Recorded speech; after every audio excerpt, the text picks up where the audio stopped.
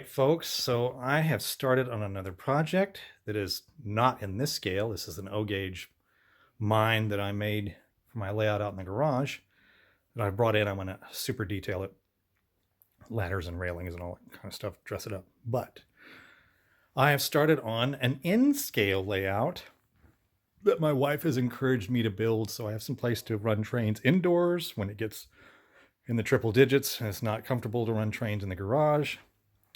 So I drew out a plan, a framing plan, and I got that all built this week. And on my legs and supports, and it's on wheels so I can roll it out away from the wall so I can walk around it when I'm going to run trains. And now I'm laying down foam, which is a new... I use foam when I build some of my Halloween props. This is my first time to really use foam as a road bed or a sub road bed. I'll be doing cork and then I'll put the track on top. So this is all the flat portion of the railroad. Anywhere that's open, I'm going to use plywood and then risers to elevate it. And then it'll go up over top of itself. And then I'm going to have... The layout plan I picked didn't show this like this, but I'm going to put in a double trestle gorge here. It's much easier to drop bench work, to create a deep gorge than it is to make mountains tall. So I'm going to do that right here. There'll be an industry on this corner. And this big long stretch of flat is actually the freight yard. And then there'll be a turntable down here where the mine is sitting, and a roundhouse and a servicing facility that goes back that way. And then the rest of this in the center. This side will be a mountain with two industries. I'll definitely have a coal mine in scale, not this big monster thing. And another industry up in the mountain.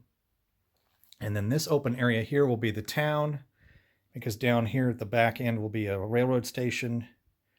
And they'll have like a little road going into the town. And so that is where I'm at with this crazy thing. It is 5 by 10. And I left it to HO scale proportions. So all the radiuses, I don't think there's a radius smaller than 22 inches, which is monster in scale, I believe. So I'm going to be able to run anything I want, because that's what I've run into in the past before. I did one HO scale layout where I was running somewhere around 36 inch to 40 inch radius, because I wanted my HO scale big boys, challengers and whatnot to look correct and not look ridiculous going on corners. So I'm going to do the same thing. I'm not really focusing on one railroad.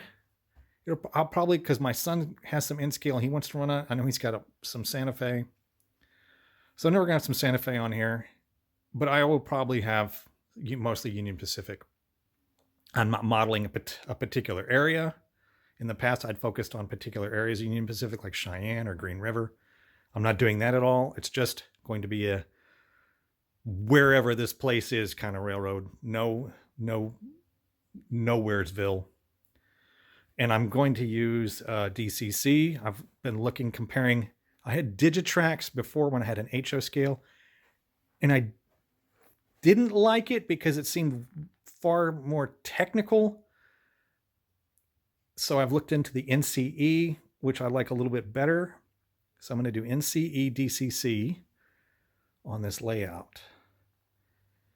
And right now I'm cutting out the foam base, sub-road bed, and I'm going to glue it down.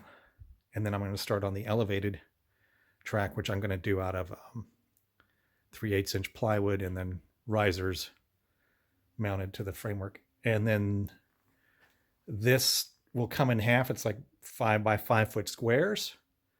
So at least if something happens, if we have to move or whatever, I can take the top frame off in two pieces, and it should be easy enough to be carried by two people. And then the framework underneath, you just undo the bracing and the rectangular frame and undo the legs. And so it should be easily movable in the future if something happens. We do plan to move. So that is where I'm at with a new in-scale layout.